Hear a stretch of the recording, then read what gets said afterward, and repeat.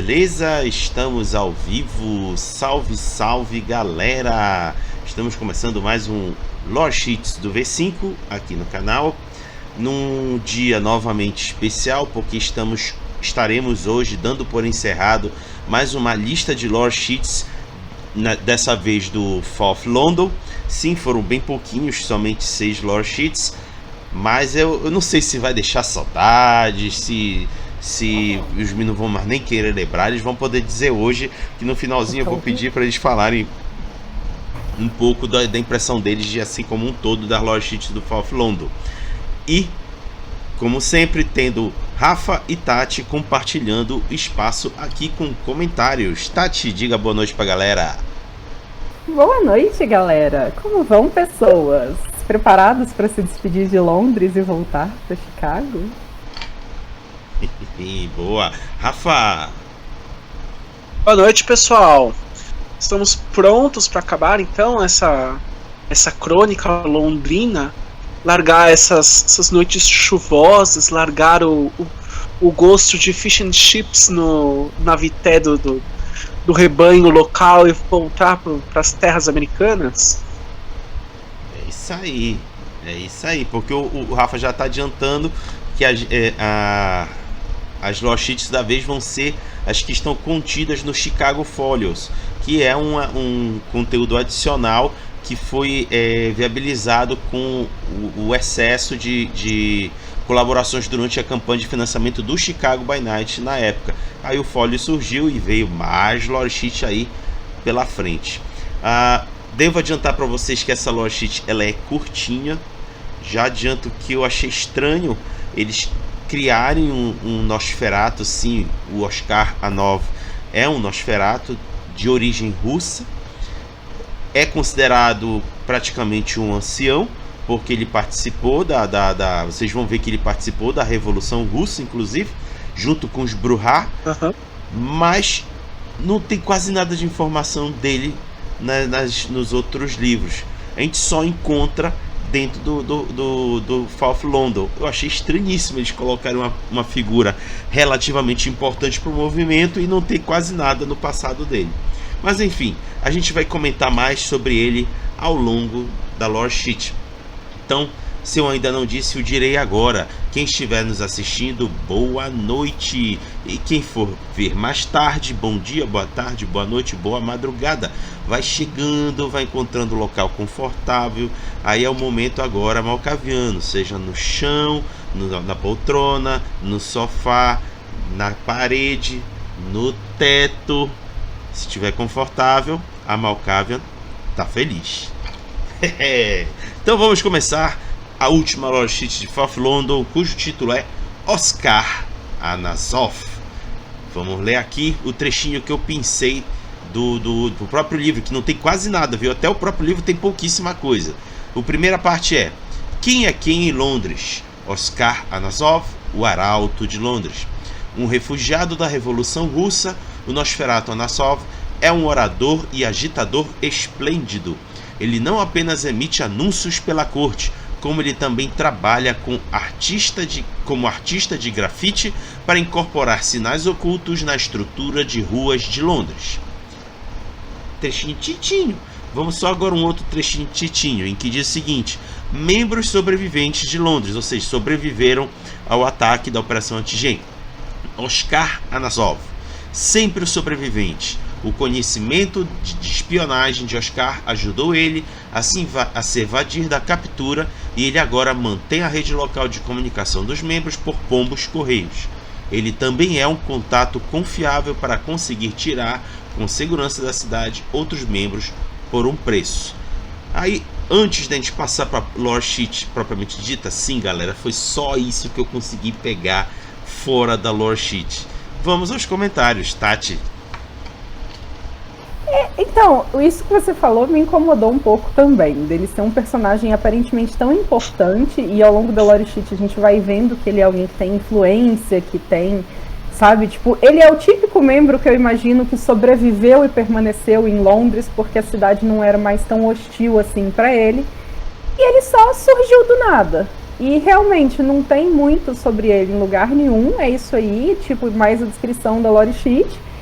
Eu fico me perguntando como ele conseguiu toda essa influência, toda, sabe, tipo, poxa, e aí sim, é um personagem legal, ele tem uma história interessante, ele participou ali, né, daqueles movimentos dentro da Europa e tal, e daí depois ele ocupou uma posição importante ali na cidade de Londres, e ele tem esse traço dele usar o grafite para poder transmitir mensagens entre os membros e tal, e cadê?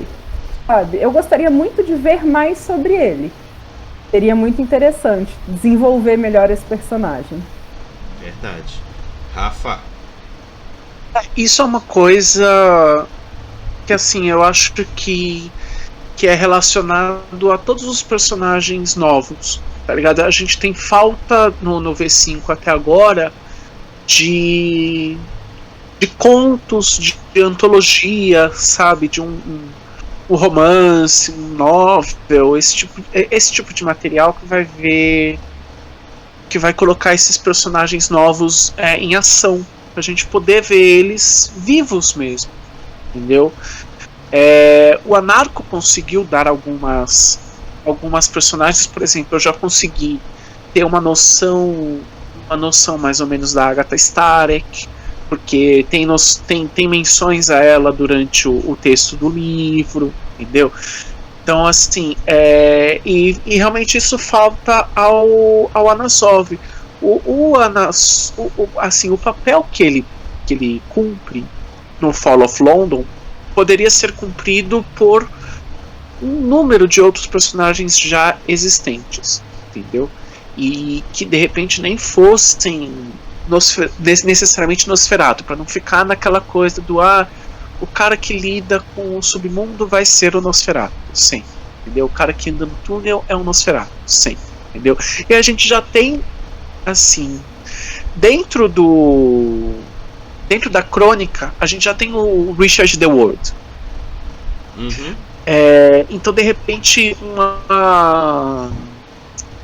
um personagem pertencente a um outro clã que fizesse esse contraponto ia ser legal, entendeu? Eu critico um pouco ele ser um Nosferatu. Agora, eu gosto muito da história dele, eu gosto muito dele ser uma personagem russa. Tem um motivo para isso. Existe uma relação muito forte entre a literatura russa e o anarquismo e a Revolução Russa e a Inglaterra, entendeu? Eu tomo para mim que esse personagem ele é meio que um aceno pro Bakunin, que é um autor que é seminal para a definição do anarquismo moderno, entendeu?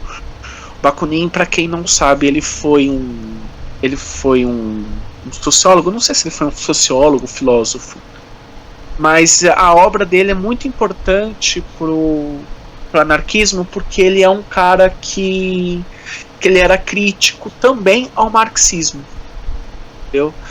E aí, como a Inglaterra teve um papel crucial assim na Revolução Russa, eles inicialmente iam oferecer asilo para a família real dos czares, e aí depois teve todo aquele golpe que vocês vão ver lá no Anastácia e tal. Era importante para o sentimento inglês anti-monarquista que essa galera também fosse anti-marxista, entendeu? E aí entra o Bakunin nessa história, que ele critica um lado, critica o outro, cria uma terceira via anárquica ali, que vai tomando forma, entendeu? E isso depois vai levar até o movimento punk e tal.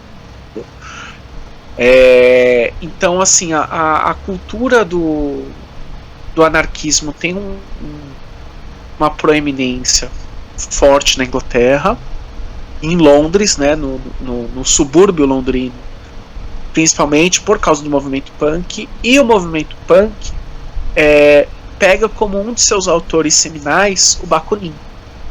Entendeu? Então eu acho que a Anasov ele vai pegar um pouco por esse lado, até pelo papel que ele tem dentro da história e dentro do cenário atual. Entendeu? E coisa que não tinha num personagem antigo, entendeu? Uhum. Então isso acaba sendo um argumento para a presença dele. Sim. Só para vocês terem uma ideia, essa imagem, a ilustração dele que a gente está usando, ela não está presente do suplemento Fall of London.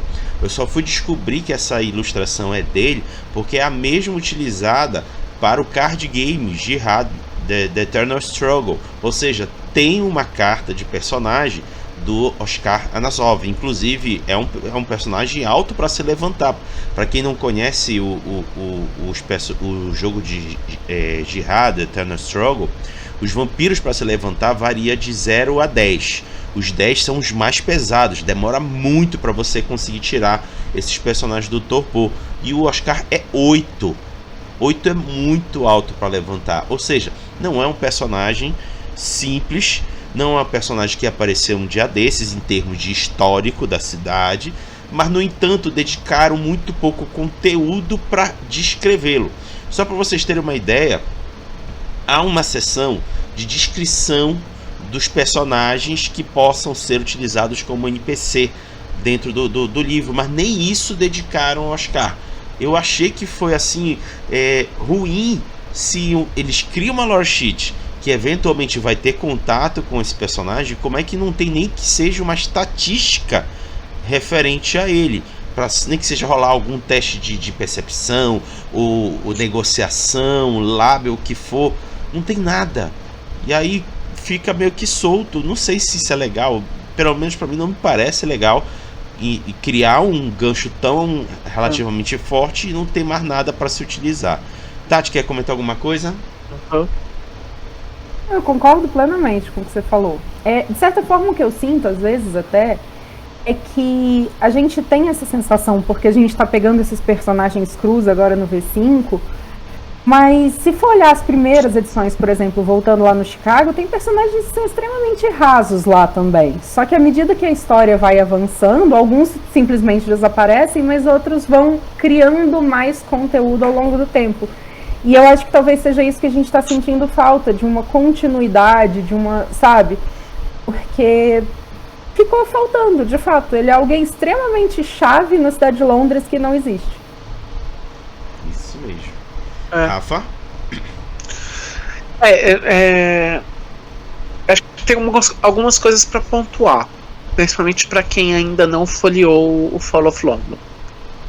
A primeira delas é que as lore sheets, pelo que eu entendi, assim,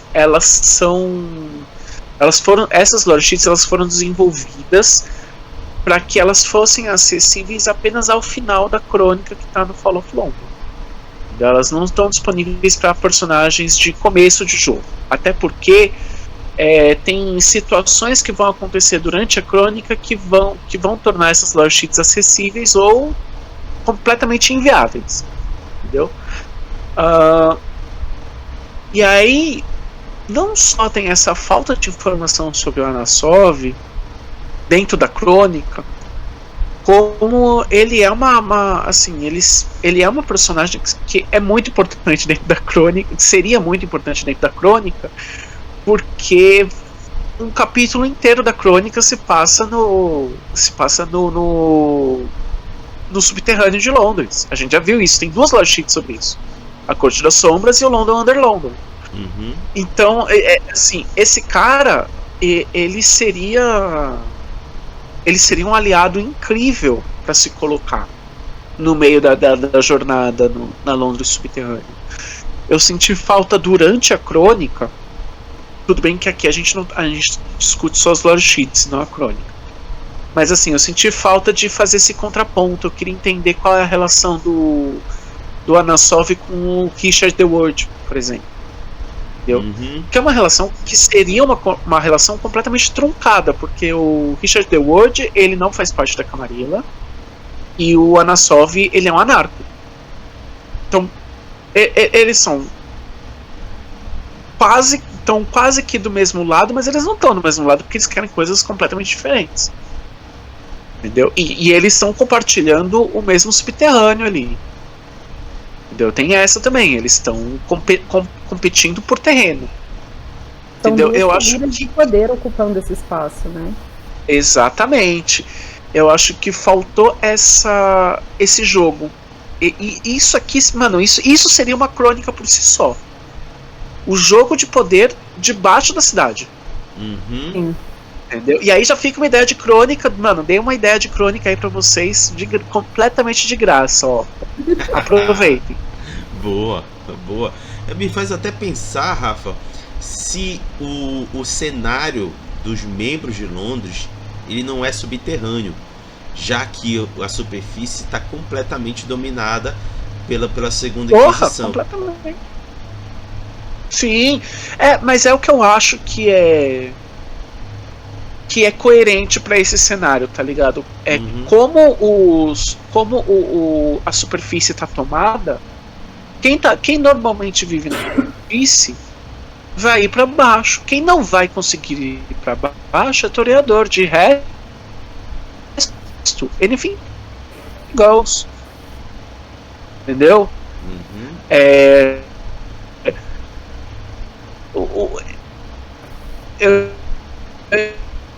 imagino que assim, graças a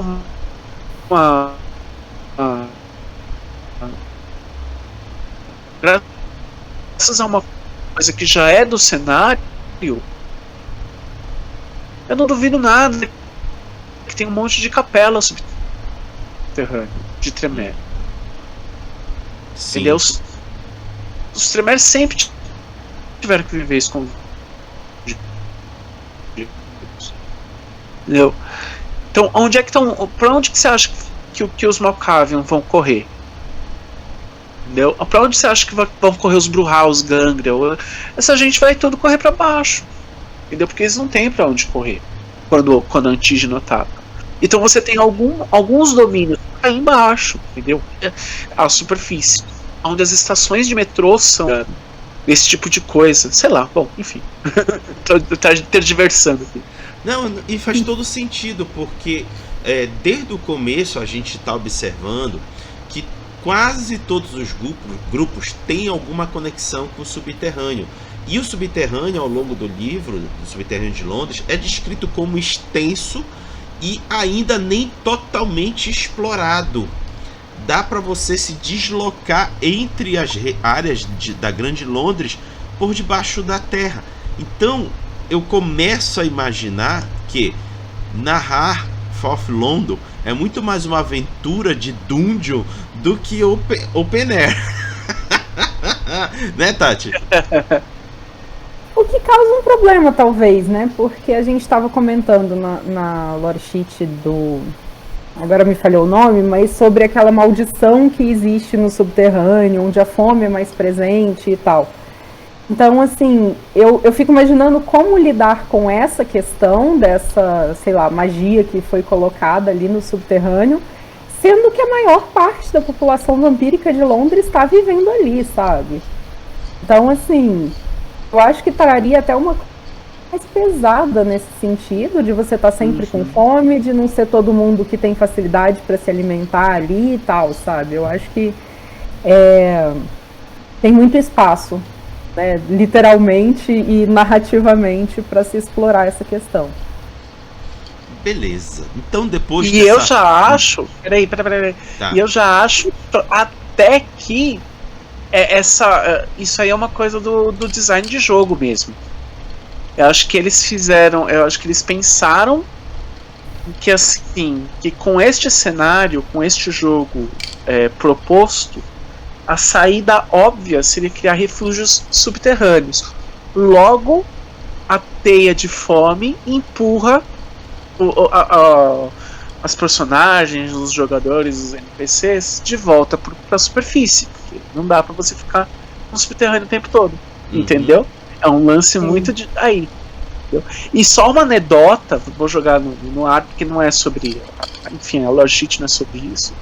Mas no Fall of London, uma das uma das sugestões que eles colocam ali é que o subterrâneo ele tá vivo, tá? Os túneis estão vivos. Eles mudam de lugar, eles abrem, fecham, entendeu? Tem alguma coisa ali que faz esses, que não é a maldição ali da fome, que faz esses túneis se mexerem. Então não só é uma dungeon, como é uma dungeon viva. Entendeu? Boa.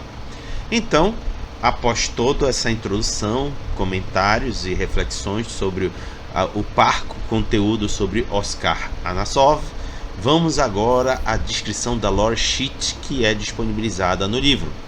Diz o seguinte: Oskar Anassov é um dos vampiros mais influentes ativos nas noites de Londres. Ele é responsável pelos sistemas de comunicação analógicos, os quais conectam os membros senhorios de Londres, e ele é um crente e executor firme do pacto.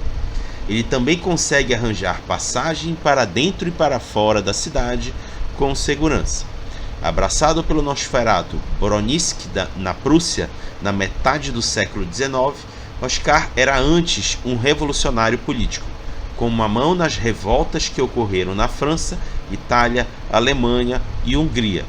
Após a Revolução Russa e os subsequentes expurgos, ele viajou com muitos exilados políticos para Londres. Oskar se juntou aos anarcos de Londres e instigou a agitação contra o governo Ventru. Ele foi pego pintando grafite anarco nas paredes do Elísio e foi capturado diante da então senescal Anne Bowlesley. Ele teve a escolha de servi-la ou ser executado. Por muitos anos ele permaneceu um servo leal, mas relutante à corte de Londres. Quando Anne sucedeu Mitras como princesa de Londres, Oskar tornou-se o arauto dela, emitindo decretos por todo o domínio de Avalon em nome dela. Oskar foi esperto o suficiente para sobreviver à queda de Londres e foi instrumental em legar o pacto. Em adição a manter a rede de pombos correios usados para enviar as mensagens entre os senhorios de Londres, Oskar também foi devotado um tempo considerável em estudar e monitorar a Operação Antigen.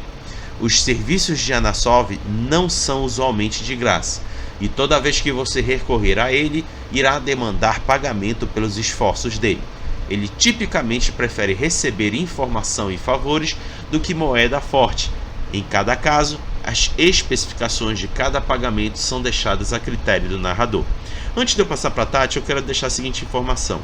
A falta de descrição e informação do antecedente do Oskar Anassov me faz achar que é um personagem insólito, pouco coerente. Porque tem um cara que participou de revoluções ao longo da Europa toda, que para poder causar esse rebuliço entre outros, ele precisa ter uma mente forte, precisa ser decisivo e assertivo. E aí de repente ele se amedronta diante da iminente morte.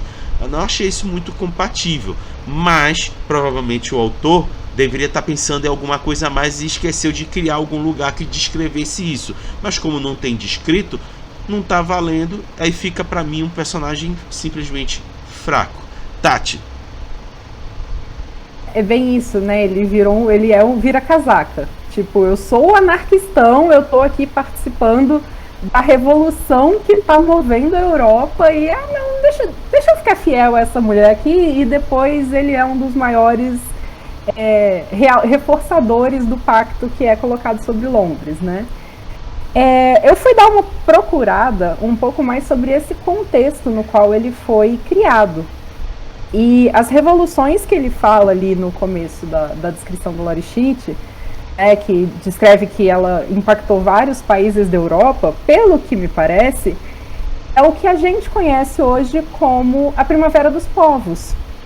Foi uma série de revoluções que não eram necessariamente conectadas entre si, mas que tinham ali algum tipo de informação circulando, e que acabou surgindo, né, ali nos meados dos 1800, acho que 1848, que isso tudo estourou de forma simultânea em vários lugares, mesmo que não houvesse uma coordenação central, contra os regimes autocráticos, por causa de um aumento, né, na dificuldade de acesso à alimentação por conta de uma colheita muito ruim que houve na época, por falta de representação, principalmente dessa classe burguesa que estava em ascensão, e essa crise econômica e por aí vai. Então a gente está falando essencialmente de uma série de revoluções locais sem coordenação, que foram lideradas ali por uma mistura entre trabalhadores e, né, a classe média, que é a que a gente vem a conhecer depois como burguesia, que o fim delas são o que colocam de fato a burguesia, né, e o proletariado em diâmetros opostos, né, dessa luta de classes, porque até então eles tinham interesses, né, comuns. Então a gente está falando aí de um cara que foi responsável por uma onda de movimentos, não o responsável, mas que participou de uma onda de movimentos, que literalmente mudou como o mundo funcionava a partir da Europa, porque a partir daí a gente tem como consequência, né, a Revolução Russa, que acaba, né, se desenrolando depois disso, né, e que retira a Rússia da Primeira Guerra, mantém ali a Rússia numa convulsão social muito grande por todos os 1920 e poucos ali, até que dá origem, né, à União Soviética, que vai causar efeitos no nosso mundo ocidental como um todo até a década de 90. E aí esse cara, ele simplesmente vai para Londres e se torna um senescal e depois alguém extremamente fiel à princesa Anne. Então, realmente, eu achei complicado, principalmente quando a gente analisa o motivo de todas essas revoluções das quais ele participou, sabe? Não é ele participou de uma, duas, ou ele estava acidentalmente na Revolução Russa. Não, ele parece que ativamente trabalhou em todas essas causas, sabe? Então, realmente, é estranho que ele só mude de lado em algum momento, principalmente porque ele vai para Londres e continua envolvido com o movimento anarco, né? Então, sim, isso também me causou bastante incômodo, principalmente, né, depois de levantar todo essa histórico por onde, teoricamente, ele passou antes de chegar ali. Rafa? Até porque entra também em qual linha dos anarcos ele faz parte, porque o anarco, ele não é uma única seita, né? Ele não é coisa. Ela não é uma seita coesa, né? Elas são diversas seitas e que seguem assim diversos etos diferentes. Algumas das linhas dos anarcos estão um pouco se fodendo pros mortais. E ele parece pertencer a uma linha dos anarcos que está intensamente fazendo parte da sociedade mortal. E é por isso que, do momento que ele é abraçado até o momento que ele vai parar em Londres, ele está fazendo parte de todas as convulsões sociais que vão acontecendo no meio do caminho, causando-as ou navegando nelas, entendeu? Então eu realmente achei que tem pouca coerência aí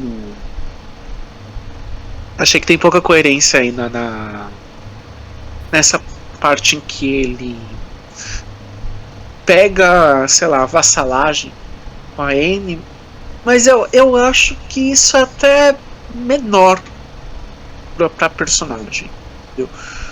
Eu acho que isso é até trabalhável, até dentro da mesa, sabe? Tipo, eu acho que dá pro narrador falar que, sei lá, ele aceitou, mas ele estava planejando um golpe contra a Anne, sabe? Esse tipo de coisa.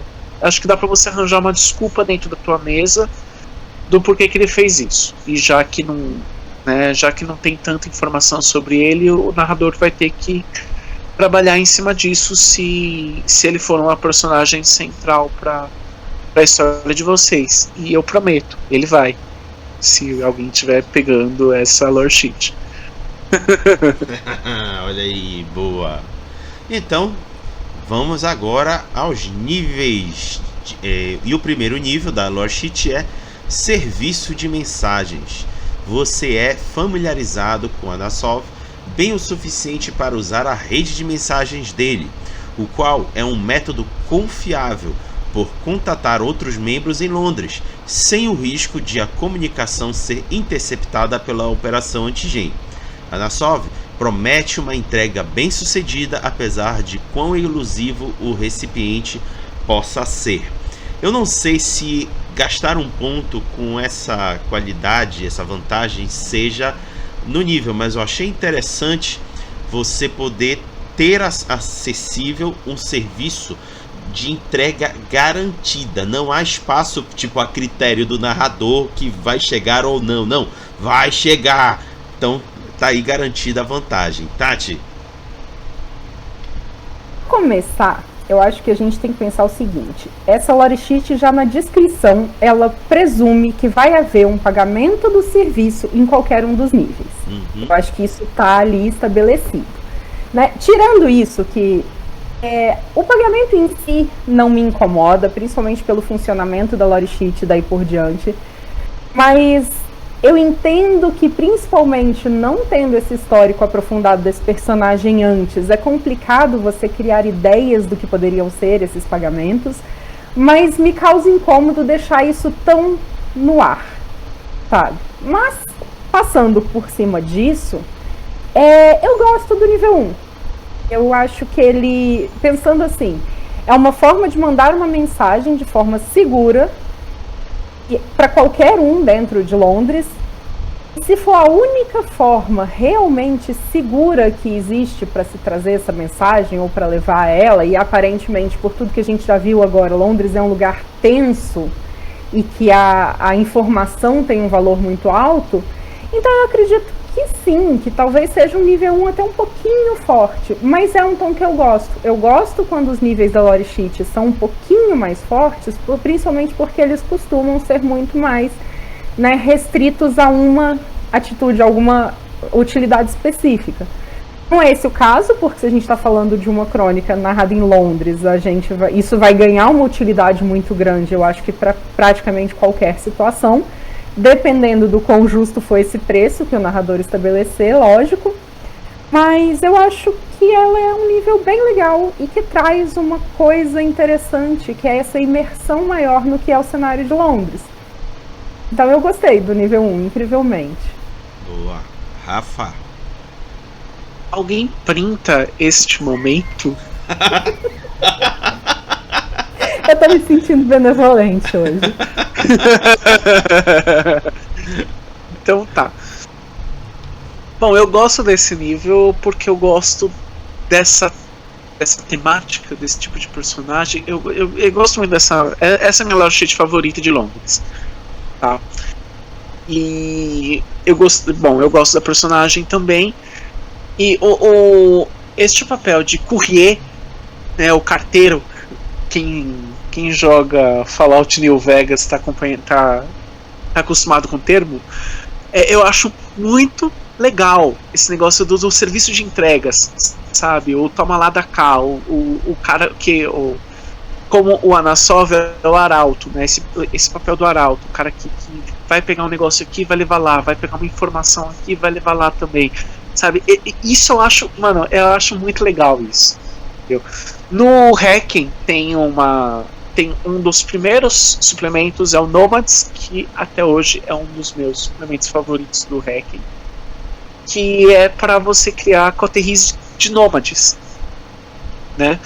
E eles apresentam alguns arquétipos de personagens, tal, e como que eles funcionam para cada clã, como que eles funcionam para cada seita, porque o Hacking tem várias seitas e tal. E um dos arquétipos que eu mais gosto é justamente esse de courrier. E assim, não tem regras, tá bom? Para esses arquétipos apresentados. Não é como se fossem classes, tá ligado? Eles discutem alguns papéis que são legais, alguns conceitos que são legais para você ter quando você faz parte de uma coterie de nômades. E inclusive é muito legal ler esse livro para você aplicar em Vampira Máscara. Como não tem regra, né? Como não é uma discussão muito regrista, é bacana ler esse suplemento para pegar o Vampira Máscara. E um dos papéis que eu mais gosto é o do courrier. É o cara que vai pegar informações, que vai levar informações de domínio a domínio. Algumas informações que ficaram, que a gente acabou não comentando e ficou lá no enunciado da lore sheet. Primeira delas, O Anasov, ele era um arauto da Rainha N para todos os baronatos de Avalon. O que é esse baronatos de Avalon?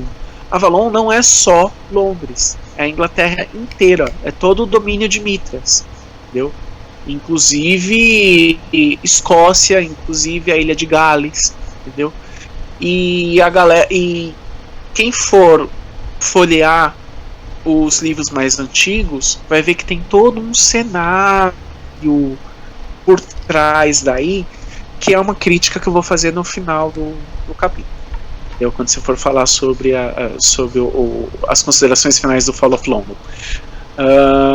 Então eu imagino o Anasov tendo esse contato com esse cenário maior. Pode ser também gancho. E tudo isso é só o primeiro nível, tá bom, gente? Continuemos.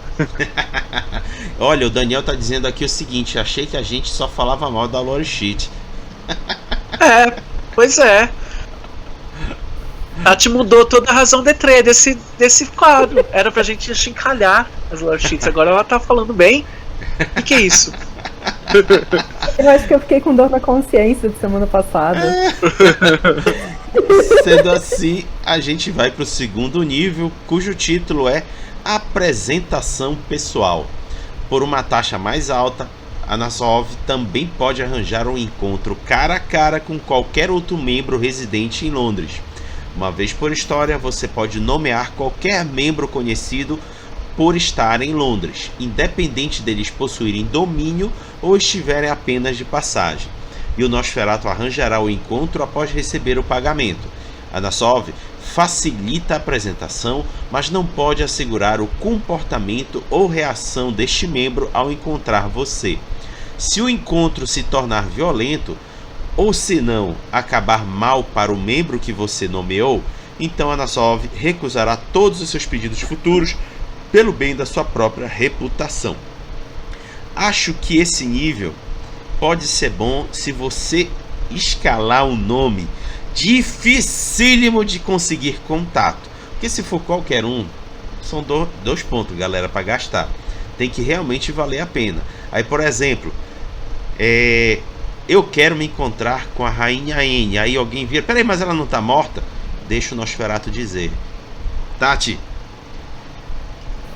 Então, eu gostei desse não! eu vou ficar constrangida, mas enfim. Eu vou embora. Eu achei o livro interessante. Ele tem um sabor. Lembrando que a gente está falando de Londres, onde tudo é difícil e onde a cidade está dividida em vários feudos, né? Assim, falando dessa forma para ficar mais fácil. Eu acho legal você ter uma forma de contatar qualquer um em qualquer canto da cidade. Eu acho que isso pode vir a ser bastante útil durante uma crônica. Assim, eu gostei, eu gostei principalmente do porém que vem depois. É uma coisa que essa lore sheet ela trabalha bem, que é o fato de você usar de forma inteligente os pontinhos que você tem, porque senão você vai perder. E é algo que a gente vem discutindo aqui há algum tempo, que nunca está bem escrito, nunca está definido, sempre está ali no ar, e nessa lore sheet não, tá ali, tá cimentado e é assim. Então assim, use, mas use de forma esperta. E eu gosto muito disso, eu acho que traz um sabor diferente para a lore sheet. Rafa? Eu quero a Tati do Velho Testamento. Eu não sei quem é essa mulher, mas eu quero a Tati do Velho Testamento aqui de volta.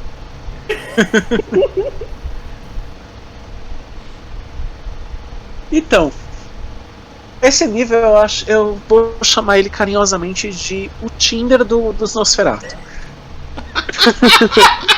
o Anasov, o Tinder do Anasov. Pode crer. Ele dá o match e aí você faz o que você quiser.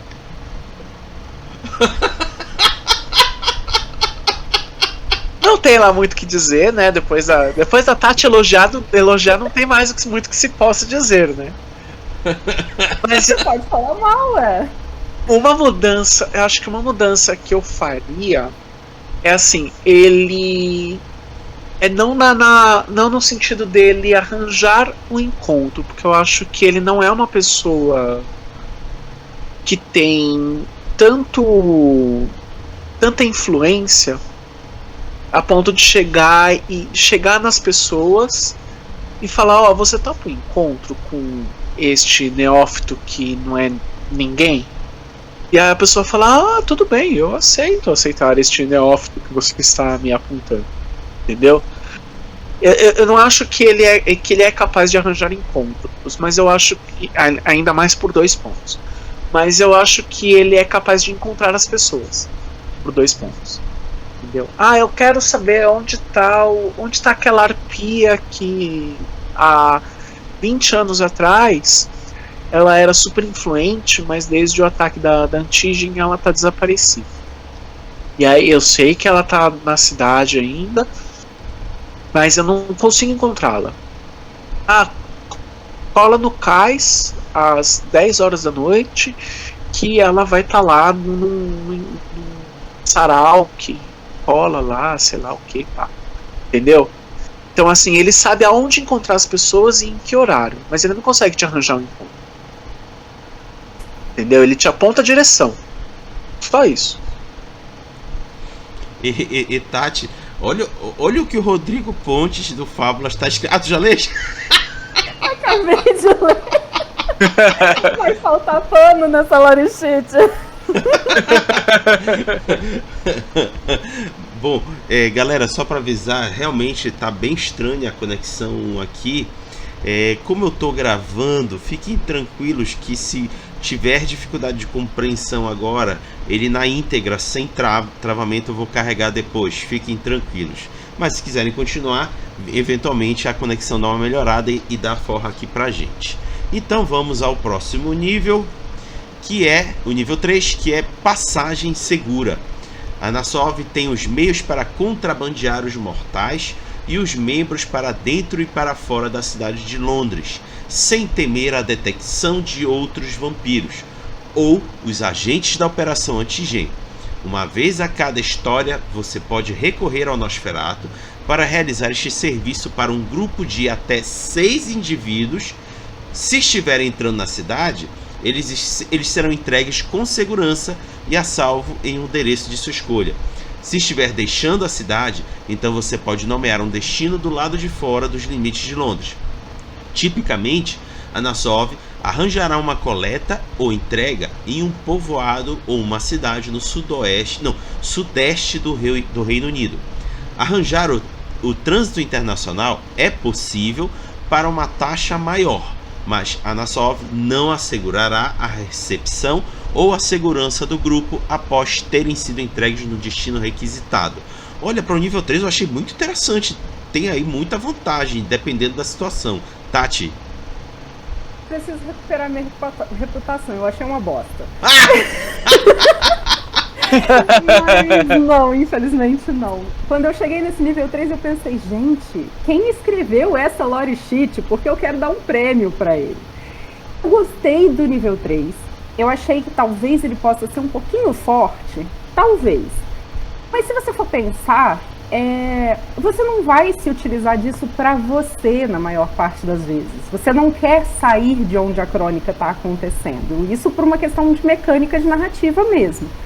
Então é um recurso legal para existir e que é um recurso difícil de se abusar como jogador.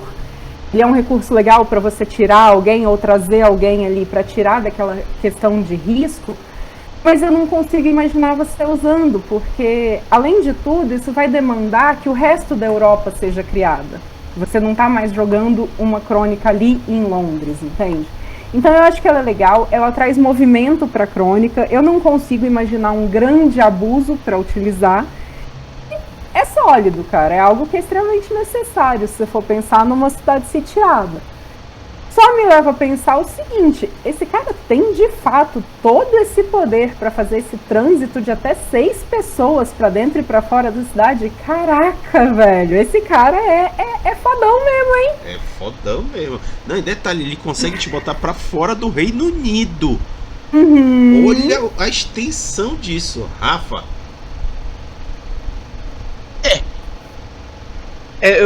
Bom, vamos lá. Eu vou esquecer por um pouco a parte do fora do Reino Unido. Essa parte eu não gosto. Mas a parte que eu gosto muito é a conexão que ele faz. O Anasov, ele é uma ponte para você sair do London by Night e fazer um UK by Night. Entendeu? O cenário da Inglaterra, do mundo das trevas, é muito legal, é muito bom. Tem muita personagem e tem muito cenário, tem muita situação que tá de fora do Fall of London e que agora com a Anasov ele abre a ponte para que você possa usar, entendeu? Então você fazer esse tráfego para sair de Londres para ir para outra cidade, mano, isso é bacana pra caralho. Isso é bacana para um caralho, entendeu? Algumas coisas, no entanto, não sei se vocês sabem, mas o aeroporto de Londres é o aeroporto com o maior tráfego do mundo. Mais que Nova York? É onde mais. Então, acho que mais que Nova York. Entendeu? É o que tem mais avião saindo e chegando. Porque para entrar e sair de Nova York, pensa assim, ainda tem outras formas. Você ainda pode entrar e sair de Nova York de ônibus, por exemplo. Uhum. Tem uma malha rodoviária e uma malha ferroviária que ajuda. Em Londres não tem. Não, mas sabe por que eu tô te questionando isso? Porque eu tive a oportunidade de fazer um trânsito em Nova York e eu me assustei porque eu nunca tinha visto na minha vida uma fila de espera de avião para decolar. Aquele monte de aviãozinho um atrás do outro. Então, eu fui atropelado por essa informação ainda esses dias. Eu tava ouvindo uma matéria sobre... Tá tendo uma série de incêndios ali na Europa, tal, porque tá chegando o verão e tal. E o verão tá sendo seco, enfim. Uma coisa que não tem nada a ver. E aí essa informação veio aqui como grátis, assim, no meio da matéria. O aeroporto de Londres é se não é um dos, né, que tem o maior tráfego do mundo. E tem a Segunda Inquisição, né? A Segunda Inquisição, tradicionalmente, assim, tipo, por tudo que é descrito nos livros anteriores, inclusive no Core Book, um ponto de checagem que é crucial da Segunda Inquisição nos pontos de entrada e saída da cidade, entendeu? E aí o Anasov tem essa coisa que está descrito na lore sheet. O Anasov ele consegue garantir a saída, mas ele não consegue garantir a chegada, né? Como é que você vai chegar do lado de lá? Entendeu? Tudo isso aí é gancho pra história. Boa. Vamos então agora ao quarto nível, cujo título é Mentor. Você é pessoalmente familiarizado com Anasov e as suas interações com ele são mais do que apenas negócios. Você pode contar com ele como uma aula de 4 pontos e você recebe um desconto significativo quando estiver pagando para utilizar os serviços dele. No entanto, isso também significa que ele pode apelar a você pelo menos uma vez por história para ajudá-lo com a entrega de mensagens, contrabandear pessoas ou outra atividade similar na qual promove o interesse dele. Porra, eu achei caro. Tu paga pra trabalhar pros outros, é isso mesmo, Tati?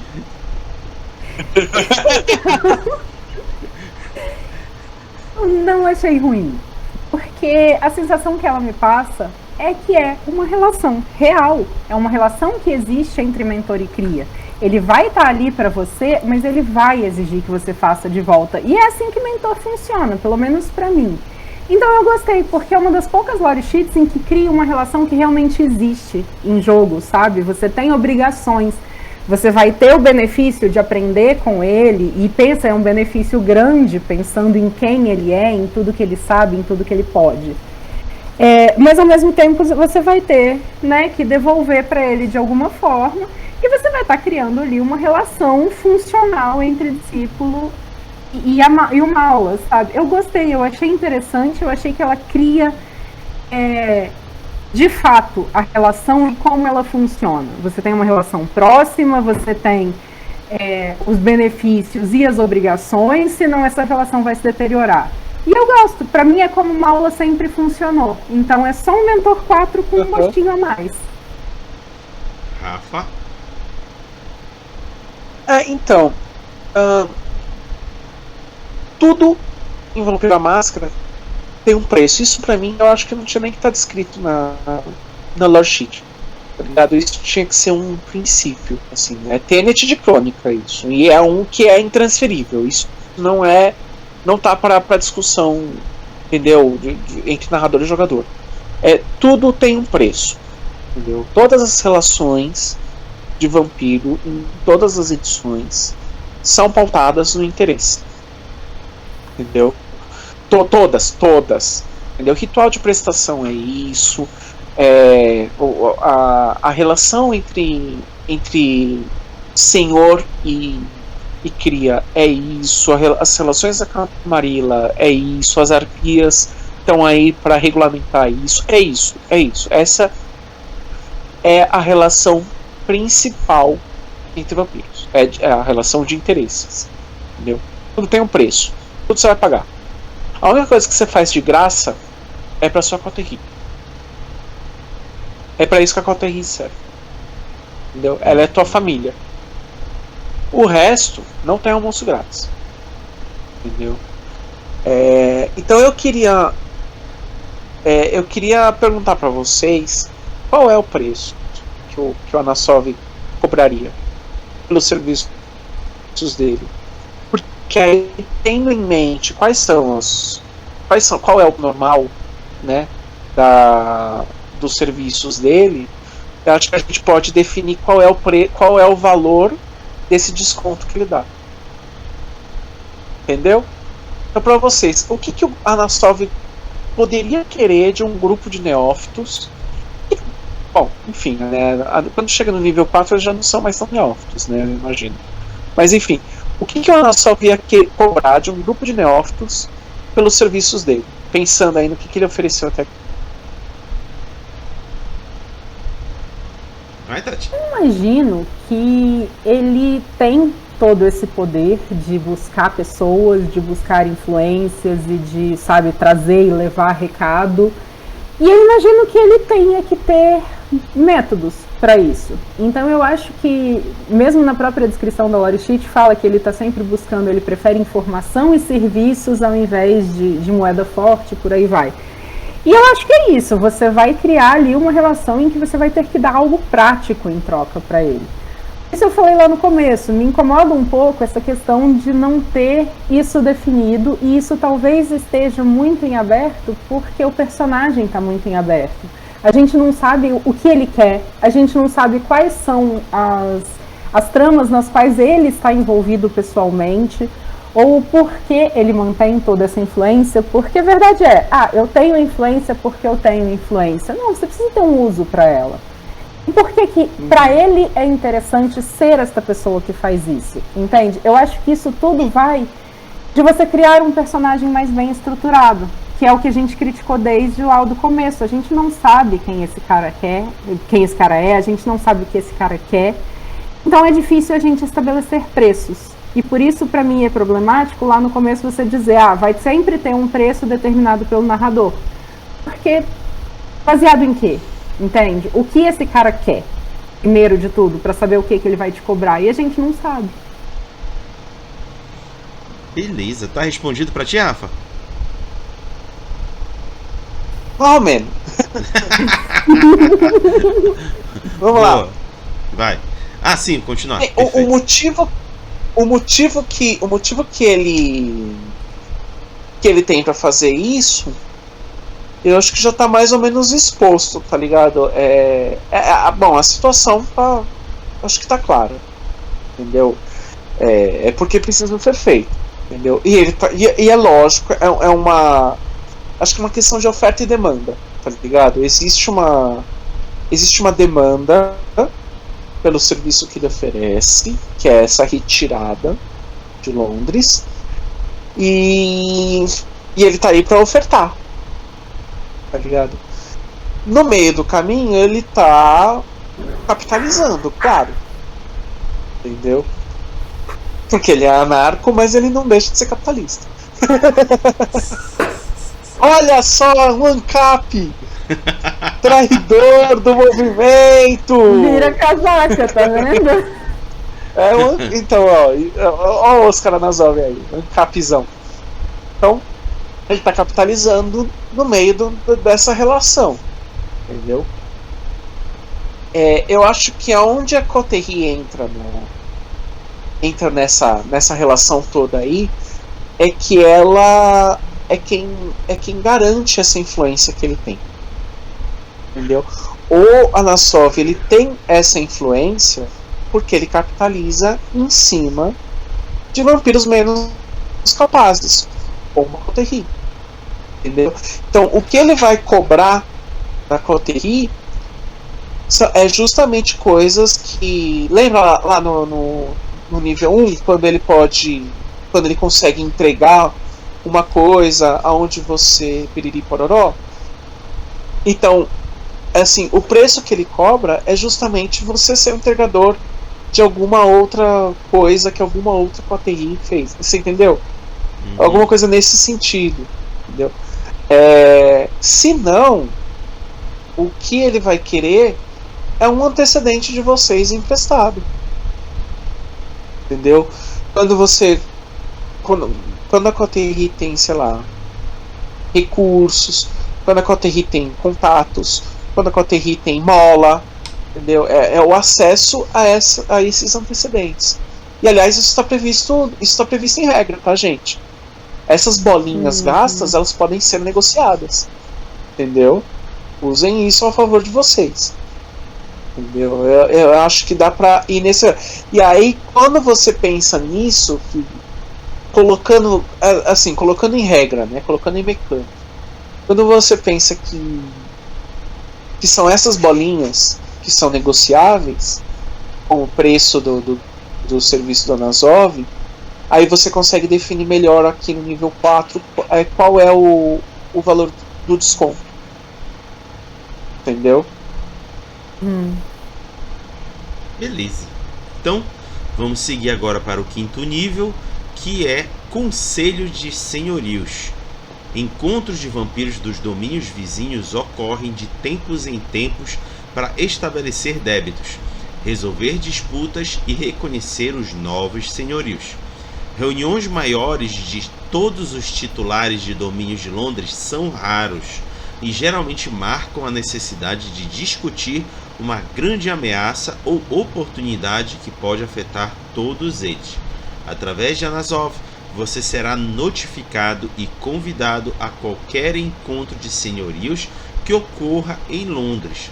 Uma vez por história, se você tiver uma justificativa apropriada, você também pode pedir a Anassov para usar a influência dele para convocar os membros senhorios de Londres para um encontro. Note que estes membros são paranoicos, instáveis e soberbos, e marcarão você como um tolo, como um inimigo, se eles tivessem de decidir que você está desperdiçando o tempo deles. Antes de passar para a Tati, eu achei assim que ficou meio solto esse nível, porque tá garantindo você convocar outros senhorios, mas quem é tu na fila do pão de Londres para fazer toda essa convocação? Ficou estranho. Tati. Esse é o momento em que eu finalmente abandono toda a minha benevolência que eu vinha carregando até agora com muito custo e muita dor, tá? Porque doeu elogiar a Lorishit. Isso cai de uma vez só, com, sei lá, requintes de crueldade. Ela é interessante, mas o que ela te dá de fato? Exato. Porque pra mim é o seguinte, parece muito o que ela te dá, certo? Porque ela te dá acesso ao alto escalão da cidade. Ela te dá o direito de convocar uma reunião. Mas, além dela ter um revés muito grande, Ou seja, se eu cagar, eu vou ser expulso de Londres, porque ninguém mais vai me querer vivendo ali nos domínios. Eu acho que existe um jeito mais inteligente de você conseguir isso. Sabe? Por exemplo, a informação que você obteria com isso, você poderia ter no nível 4, como sendo ali, como tendo ele como seu Maula, né? Afinal de contas, ele vai participar disso. Se você tiver algo a oferecer para ele, e aí a gente já está falando de uma relação nível 4, onde provavelmente vocês já têm uma relação bem estabelecida, ele sabe o que você pode oferecer. Então não é tão difícil assim conseguir a informação do que acontece nessas reuniões. Quanto a convocar uma reunião dessa, por que ao invés de chegar lá, convocar todo mundo e falhar miseravelmente na minha explanação, porque eu rolei meus dadinhos e tive uma falha crítica, eu não uso o nível 2, me encontrar com uma pessoa influente desse escalão, e aí a gente sabe que eles discutem ameaças reais ou benefícios mútuos. Se eu consigo convencer esse único figurão de que eles têm muito a ganhar, se eles levarem adiante qualquer ideia que seja, ele faz o trabalho e eu não tenho que colocar o meu na reta e correr o risco de ser odiado por toda Londres. Entende? Então eu não vejo o que esse nível 5 te traz. Se você usar os outros níveis de forma mais esperta, você consegue a mesma coisa. Então, no fim das contas, ele, pra mim, só te traz esse gosto ruim de, tipo, eu vou estar na frente de uma galera, de uma assembleia dos caras mais neurótico, egocêntrico e filha da puta de Londres, e se eu falhar, eu tô ferrado, porque eu vou ter que deixar Londres pra sempre. Então, não gostei do nível 5, eu achei que ele é mais fraco que o 4, ele talvez seja mais fraco que o 3, sabe? Talvez ele esteja ali pau a pau com o 2, então assim, sabe, foi aquela construção fantástica pra gente chegar no final e falar assim, nossa, mas foi isso, sabe? Talvez, se quando a gente chegasse nesse nível 5, a gente tivesse tudo o que os outros níveis te dão, isso compensasse, sabe? Você já é alguém que carrega uma responsabilidade muito grande, você já é alguém que tem uma posição muito bem estabelecida ao lado do Anazov, então você vai ter de fato talvez o papel de ser o arauto dele, né? Ou dele estar ali te usando para terceirizar as coisas e você faz parte de toda essa estrutura. Mas eu acho que enquanto o nível 5 sozinho, ele é ruim perto do que todos os outros níveis te oferecem. Rafa. De volta, Rafa. Agora sim, a Tati do Velho Testamento. Gosto.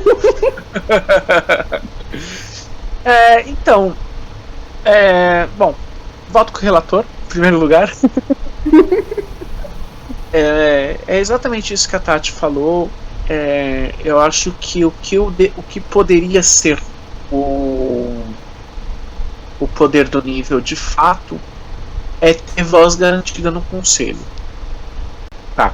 Então, só pra concluir, eu acho que o Anazov, pra um cara que é descrito como anarco, ele trabalha muito com o sistema, tá ligado? Ele trabalha muito dentro do sistema. Entendeu? Eu acho que falta um pouco dessa coisa da... Todas as lordships que tratam de anarcos são lordships que falam sobre você destruir o sistema, subverter o sistema, entendeu? Causar o caos. E ele não, ele olha, eu posso mandar um recado pros landlords. Quero galho, cara. Mas a impressão que dá é que ele de fato virou a casaca mesmo e abandonou todo esse passado anarco dele. Exatamente, essa é a impressão que dá. Porque assim, a gente tem que ver também que esses landlords, eles não necessariamente são a Camarilla, né? Sim. Ele não os landlords não é a Camarilla da cidade. Ela é uma outra coisa, é um outro sistema. Alguns desses landlords são anarcos, outros desses landlords são antigos partidários da Camarilla, outros são, entendeu?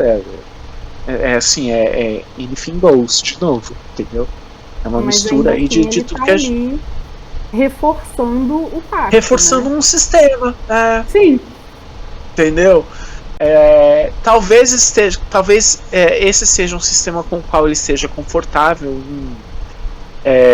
em oposição ao que tinha antes na Camarilla. Talvez. Não sei.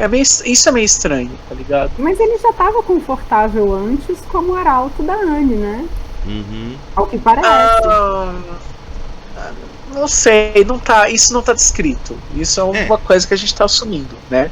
Porque, inclusive, ele foi. Também não tá descrito isso, né? Se ele entrou em laço de sangue com a Anne. Não, fala que ele se tornou leal a ela. Só é Ele dito isso. se torna leal a ela e continua desconfiando do sistema, mas quando ela toma o lugar de Mitras como príncipe da cidade, daí ele se torna leal a ela de fato. Entendi.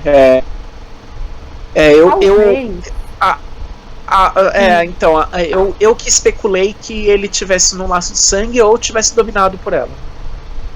Eu talvez consiga até encontrar uma solução de certa forma pra isso, sabe? Tipo, a gente tá falando, ele passou esse tempo todo ali e a gente já tem um tempo equivalente, tanto de luta quanto de servidão a Camarilla, entre aspas, nesse ponto. Talvez por Londres, apesar de ter, né, esse movimento trabalhista forte, mas também ter o capitalismo já muito mais bem assentado, né? A gente tem o começo da Revolução Industrial ali em 1700 e bolinha. E quando a gente chega em 1850, que é quando rolam todas aquelas revoluções na Europa, a gente já está entrando na segunda fase da Revolução Industrial, talvez ele tenha se deixado comprar pelo sistema quando ele vê o sistema em amplo funcionamento, em uma posição ali até de liderança, de poder, né, sendo o arauto da príncipe. Eu gosto mais da ideia dele ter sido cooptado. Ele tá sendo dominado, ele tá sendo ele tá em laço de sangue, o que leva a uma outra questão, né? Que é quem tá por trás dele, né? Até agora a gente tá falando, nossa, olha que legal, a gente tá traficando gente pra fora, tal, estamos salvando os vampirinhos da nação. Olha quem tá por trás dele, né? Também.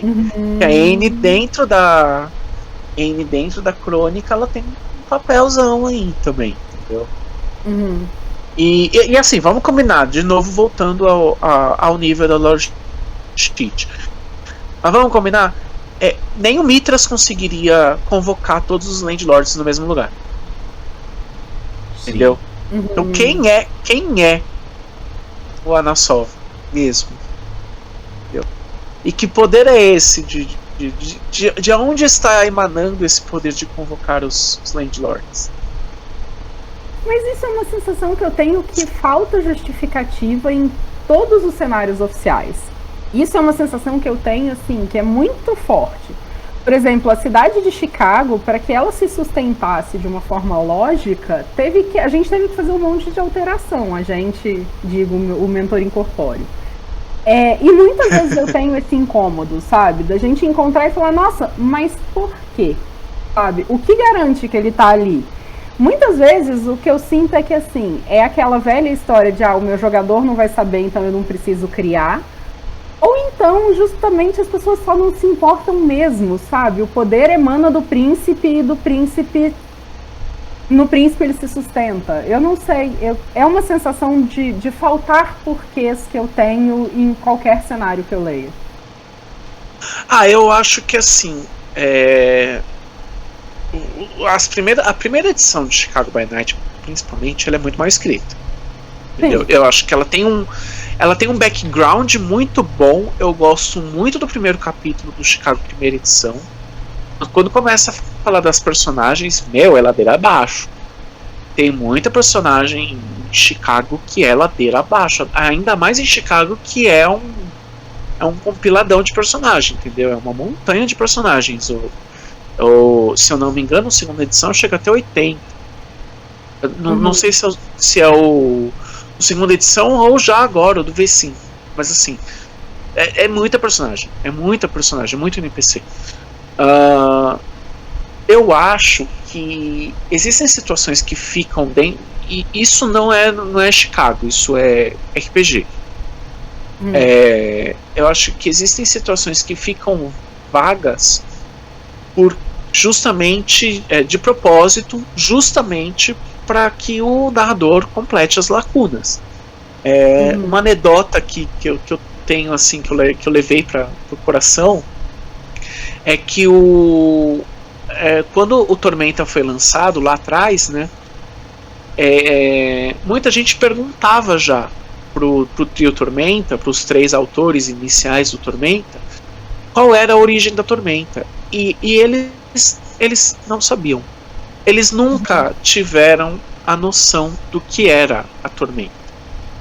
O lance que veio com o Inimigo do Mundo, que o Leonel Caldela criou depois, não sei o que e tal, tudo, isso foi discutido muito depois. Mas muito depois. Tormenta hoje é um cenário com 20 anos, com uma legião de fãs, assim, é um maior cenário nacional e tal, mas assim, por muito tempo eles ficaram sem nem pensar na ideia, na hipótese do que seria Tormenta. Isso é uma coisa que eles já criaram pensando assim, deixa pra mesa. Mas o que é a Tormenta? Deixa pra mesa. Entendeu? Eles nunca quiseram, nem pensaram em responder essa pergunta. Eu vejo um pouco de problema aí, porque no caso do Tormenta, ele não é só uma questão do cenário, ele é a maior questão do cenário. Mas por acaso deu certo e foi muito bem trabalhado. Eu elogio muito a trilogia do Leonel Caldela, foi muito bem escrita. Fica a sugestão para quem quiser sair do Vampiro também, quem quiser entrar no Tormenta e tal. É uma boa trilogia de livros, a trilogia da Tormenta. Mas eu acho que o Vampiro ele é permeado por questões assim também, entendeu? De coisas que eles colocam no cenário e fica ali sem resposta ou fica meio etéreo. Trazendo de volta para nossa lore sheet, eu acho que o Anassov ele fica um pouco vago demais, a ponto de que o narrador ele tem que tirar a informação realmente do cu para poder fazer essa personagem funcionar. Entendeu? Eu acho que tem que trazer um pouco mais de quem é essa personagem, sabe? Se eles tivessem feito, sabe aquele esquema que tem que é padrão do Chicago by Night, da personagem, dias mortais, noites imortais, com ficha, tal, tudo. Faltou isso para Anassov. Se tivesse esse tipo de informação sobre ele, a gente já poderia entender melhor quem é o Anassov, quais são os esquemas do Anassov, quais são as relações do Anassov, entendeu? O que ele quer, esse tipo de coisa, entendeu? Até onde ele vai, quais são as limitações dele. Mas foi meio que boatos verdadeiros, boatos falsos sobre ele, entendeu? As personagens, todas as personagens do Fall of London são muito vagas, entendeu? A mesma Rainha Anne, uma personagem central como a Rainha Anne, ela não é central pro Fall of London, ela é central pro cenário, entendeu? É uma personagem velha, uma personagem antiga já, entendeu? E tem muito pouca informação sobre ela. Tipo, ela tá envolvida na crônica e você tem pouca informação sobre ela. Sim. Quem tá pegando pra ler na 5ª edição sobre as personagens de Londres fica completamente ao léu, entendeu? O próprio Richard The Ward, entendeu? Tá bem mal trabalhado essa questão. Sim, eu concordo. E foi meio que nesse sentido que eu te respondi que a gente não conhece o personagem suficiente para saber qual vai ser o preço que ele vai cobrar, porque a gente não sabe o porquê que ele escolheu fazer isso da vida vampírica dele, sabe? Por que aquilo traz algum tipo de prazer ou de vantagem? Porque aí sim a gente entra nessa questão, sabe? Ele tá sendo controlado ou ele realmente virou a casaca? A gente não sabe. E é isso que eu acho problemático, sabe? Sim. Ele é um personagem central e é um personagem poderoso. Porque as coisas que ele tem a possibilidade de fazer pela lore sheet numa Londres sitiada, ele praticamente, sabe, tipo, manda na cidade. Ele faz o que ele quiser. Ele traz e leva a mensagem e manipula a cidade da forma que ele quiser. Sabe? Mas eu posso dar um pequeno spoiler? Tem uma parte do epílogo ali do Fall of London, aonde a sugestão do livro é que cada jogador, olha isso, eu achei muito legal. Cada jogador vai sugerir uma mudança grande para o cenário de Londres a partir do final da crônica, entendeu? Então eles vão dizer alguma coisa sobre o final da crônica, entendeu? Do tipo, a Anne morreu, o Anassov virou príncipe, a Antígeno foi expulsa, a Antígeno domina todos os domínios dos feudos que ficaram, esse tipo de coisa, entendeu? O feudo tal caiu, Richard the Word foi expulso, esse tipo de coisa, entendeu? São mudanças permanentes. Então, talvez não seja o caso nem dos narradores decidirem qual é a do Anassov, mas sim a dos jogadores decidirem qual é a do Anassov, a partir do que eles planejam, porque a partir do final da crônica as lore sheets se tornam disponíveis. E aí, se o jogador que quer pegar o Anassov já coloca isso, entendeu? O Anassov ele virou um barão. Aí você já tem uma coisa do que ele quer, do que ele queria, do que ele vai fazer a partir daqui, entendeu?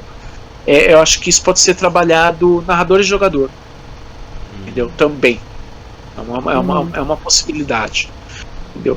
E aliás, eu apoio para um cacete esse tipo de coisa, entendeu? Jogadores fazendo mudança no cenário, fazendo mudanças permanentes no cenário, para que o cenário não seja do narrador. O cenário é de todos, é do jogo. Você cria o cânone da mesa, entendeu? Eu apoio pra caralho isso.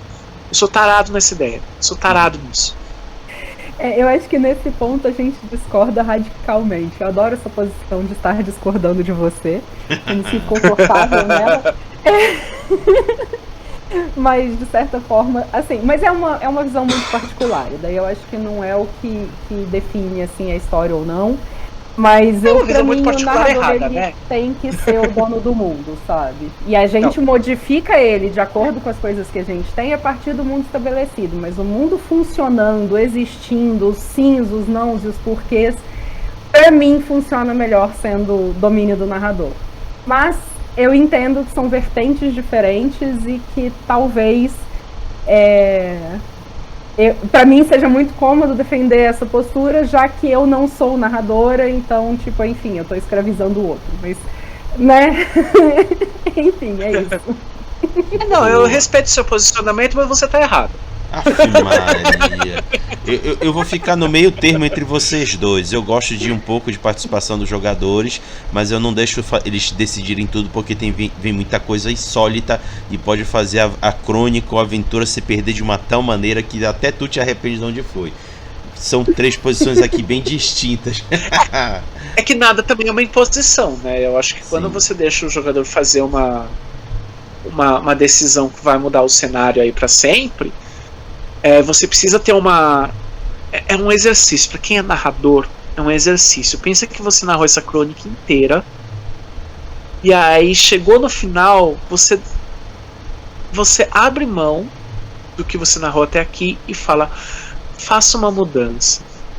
Tem um quê aí de você abrir mão. Essa história eu não tenho mais o controle, gente. Eu não tô mais controlando. Socorro. Eu larguei sabe, eu larguei a direção. Entendeu? Eu emprestei a direção pro jogador. Fudeu. Meu mundinho. Entendeu? Entendeu? Na verdade, esse mundinho nunca foi só seu, né? Senão você dirigia uma peça de teatro, jogava RPG. Mas assim, por um instante fugaz, assim, você dá um poder de direção pro jogador que é maior do que o que estava acontecendo durante toda essa crônica. Entendeu? E isso é um exercício também. É um exercício de libertação mesmo, tá ligado? Sim, com certeza. Vamos lá, vamos voltar. Vamos voltar, meninos. Mas ao mesmo tempo, você também tem assim, um certo poder de veto, entendeu? Não pode ser também uma imposição do jogador. Tipo, eu quero que o meu personagem favorito sobreviva e acabou. Entendeu? Eu quero que o meu personagem seja o príncipe da cidade. Não, gente, sabe? Tipo, vamos. O RPG ele vai acontecer no diálogo, ele vai acontecer no bom senso. Aí eu vou voltar naquela conversa de duas, 3 sessões atrás, em que tem aquela relação de confiança de jogador mestre, entendeu? Em que as coisas vão acontecer. Gente, vocês são amigos, entendeu? Se vocês não conseguem decidir os rumos do cenário de vocês juntos, o que infernos vocês estão fazendo jogando juntos? Entendeu?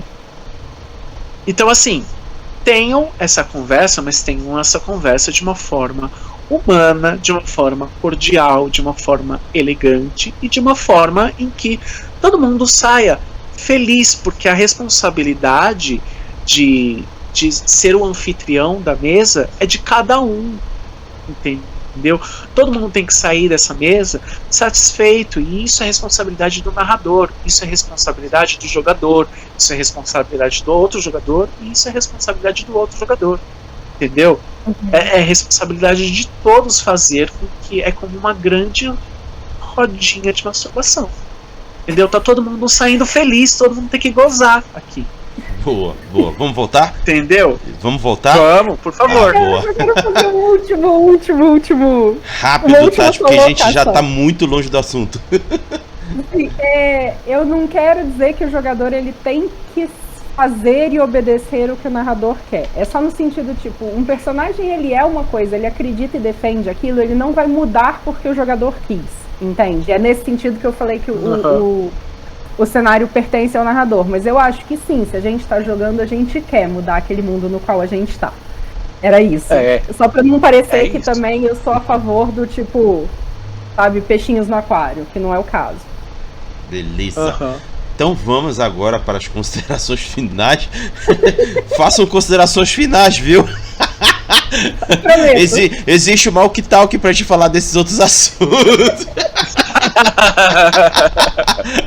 A gente devagarzinho, a gente tá transformando o canal do Haga no Mais 18. Sendo assim, nas considerações finais, Tati, sua avaliação geral, aproveita para fazer a avaliação geral dessa lore sheet e de todas as lore sheets de Londres. Certo. Essa lore sheet, eu gostei muito dela, ao contrário das outras. Normalmente eu encaro as lore sheets como fontes de ideia, mas eu raramente acho que eu pegaria algum daqueles níveis. Essa lore sheet não. Do nível 1 ao 4 eu falo, olha, isso pode ser interessante. Então é uma lore sheet que pela primeira vez eu falo, nossa, eu queria jogar com ela. Ela traz plot, ela traz movimento para o cenário, ela é útil, já que ela ajuda tudo a funcionar, sabe? Ela te coloca ali no centro do que está acontecendo, em cada um dos níveis, né, numa intensidade diferente. Eu senti falta da questão do grafite, porque é uma característica que eu acho